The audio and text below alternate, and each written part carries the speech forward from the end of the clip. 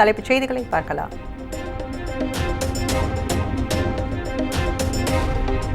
வயநாட்டில் நிலச்சரிவில் சிக்கி உயிரிழந்தோரின் எண்ணிக்கை 282 உயர்வு. மீட்பு பணிகள் தொடர்ந்து நடைபெற்று வருவதால் உயிரிழப்பு எண்ணிக்கை மேலும் உயரலாம் என அச்சம்.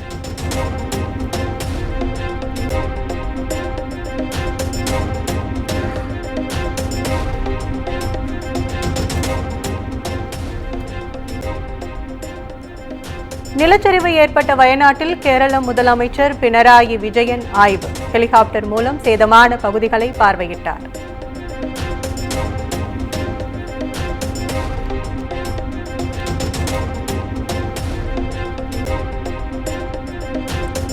வயநாட்டில் நிலச்சரிவு ஏற்பட்ட பகுதிகளில் தற்காலிக இரும்பு பாலங்கள் அமைக்கும் பணிகள் தீவிரம். 2ஆம் உலகப் போரின் போது பயன்படுத்தப்பட்டது போல் அமைத்து வருகிறது இந்திய ராணுவம்.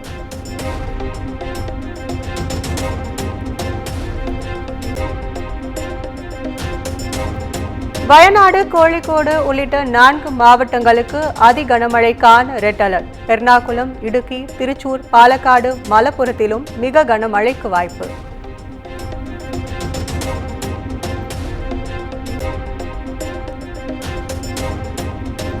வயநாடு நிலச்சரிவு. கேரள முதலமைச்சர் பினராயி விஜயன் தலைமையில் அனைத்து கட்சி கூட்டம். நிலச்சரிவு மீட்பு நடவடிக்கைகள், சீரமைப்பு பணிகள் தொடர்பாக முக்கிய ஆலோசனை.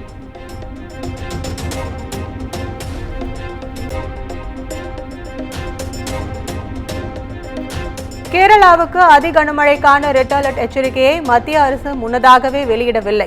மத்திய அமைச்சர் அமித்ஷா கருத்துக்கு கேரள சுகாதாரத்துறை அமைச்சர் வீணா ஜார்ஜ் பதில்.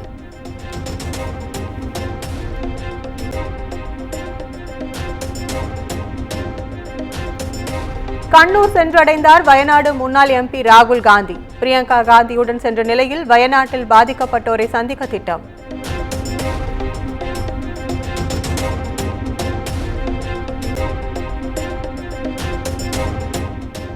காவல்துறை சார்பில் சுமார் 48 கோடி ரூபாயில் கட்டப்பட்ட கட்டிடங்களை முதலமைச்சர் காணொலி மூலம் திறந்து வைத்தார்.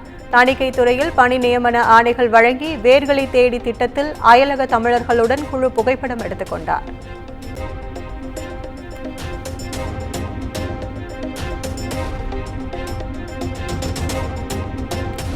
பட்டியலின பிரிவுகளில் உள் ஒதுக்கீடு வழங்க அனுமதி வழங்கி உச்சநீதிமன்றம் அதிரடி தீர்ப்பு. பட்டியலின பிரிவில் உள் ஒதுக்கீடு என்பது சமத்துவத்திற்கு எதிரானது அல்ல எனவும் தலைமை நீதிபதி சந்திரசூட் கருத்து.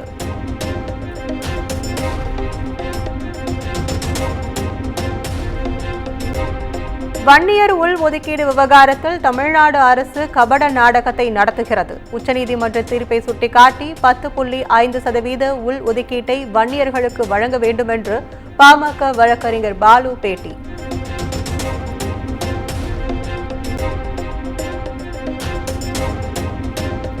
தமிழ்நாடு முழுவதும் 25 இடங்களில் என்ஐஏ அதிகாரிகள் சோதனை. பாமக பிரமுகர் ராமலிங்கம் கொலை வழக்கில் தஞ்சை, திருச்சி, கும்பகோணம் உள்ளிட்ட இடங்களில் ரெய்டு.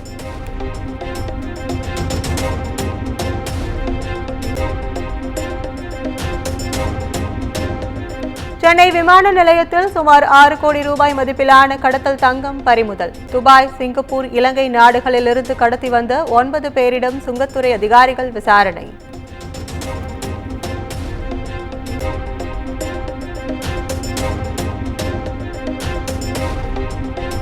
₹100 கோடி நில மோசடி வழக்கில் ஜாமீனில் வெளிவந்த அதிமுக முன்னாள் அமைச்சர் எம்.ஆர். விஜயபாஸ்கர் கரூர் குற்றவியல் நீதிமன்ற உத்தரவின்படி சிபிசிஐடி அலுவலகத்தில் கையெழுத்திட்டார்.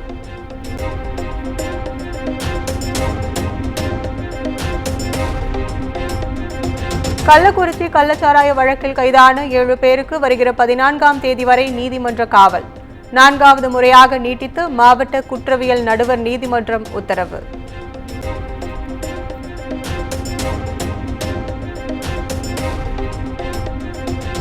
கச்சத்தீவு அருகே ராமேஸ்வரம் மீனவர்களின் விசைப்படகு மீது இலங்கை கடற்படையின் ரோந்து கப்பல் மோதியது. படகு கடலில் மூழ்கிய நிலையில் மீனவர் ஒருவர் உயிரிழப்பு, மற்றொரு மீனவரை தேடும் பணி தீவிரம்.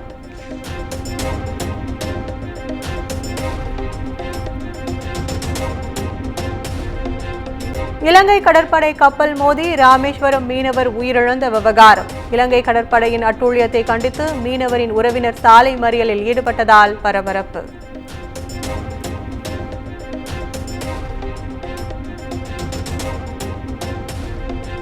மத்திய பட்ஜெட்டில் தமிழ்நாட்டிற்கு நிதி ஒதுக்கப்படாததற்கு கண்டனம்.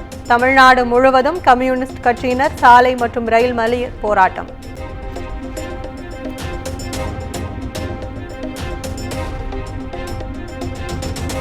தமிழ்நாட்டில் இன்று கனமழை பெய்யும் என்பதால் மஞ்சள் அலர்ட் விடுப்பு.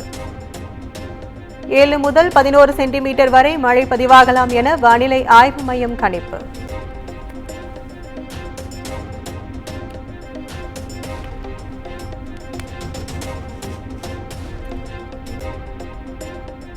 கர்நாடக அணைகளிலிருந்து காவிரியில் 1,50,000 கன அடி நீர் திறப்பு. கரையோர மக்களுக்கு வெள்ள அபாய எச்சரிக்கை.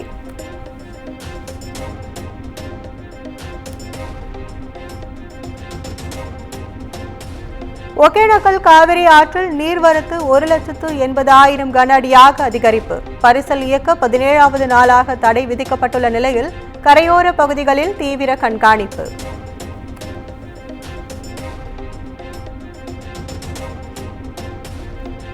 மேட்டூர் அணைக்கு வரும் நீரின் அளவு 1,80,000 கன அடியாக அதிகரிப்பு. அணையில் இருந்து 1,70,000 கன அடி நீர் அப்படியே வெளியேற்றம்.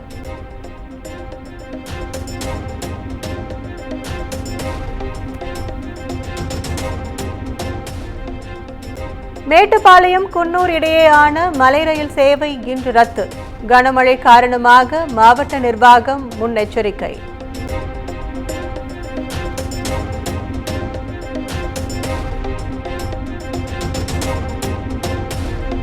நாமக்கல் மாவட்டம் பள்ளிப்பாளையம் காவிரி கரையோர பகுதிகளில் வெள்ள நீர் சூழ்ந்ததால் குடியிருப்பு வாசிகள் அவதி.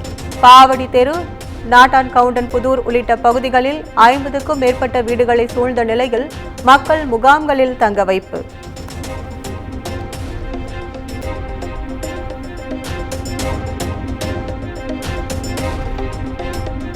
திருவண்ணாமலையில் ஜப்பான் நாட்டைச் சேர்ந்த சுற்றுலா பயணி மாயம். மலையேறும் நபர்களை கொண்டு தேடுதல் பணியில் போலீசார் தீவிரம்.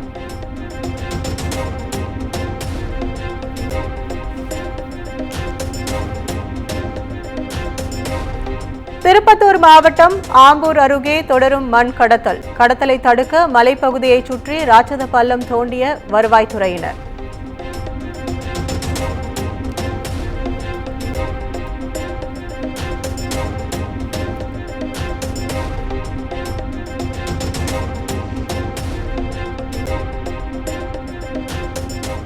வியட்நாம் பிரதமர் பாம் மின் சென் உடன் டெல்லியில் பிரதமர் நரேந்திர மோடி பேச்சுவார்த்தை. இருநாட்டு நல்லுறவு, வர்த்தக ஒப்பந்தங்கள் தொடர்பாக முக்கிய ஆலோசனை.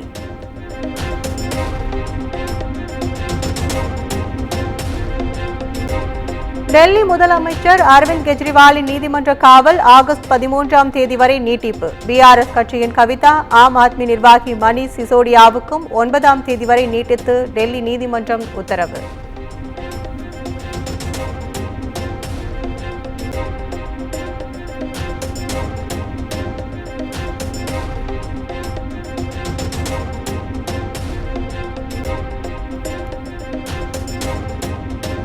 டெல்லியின் காசிப்பூரில் கனமழை பாதிப்பில் சிக்கி 9 பேர் பலி. அதி கனமழைக்கான ரெட் அலர்ட் விடுக்கப்பட்டுள்ளதால் மக்கள் வீடுகளை விட்டு வெளியேறாமல் இருக்க அறிவுறுத்தல்.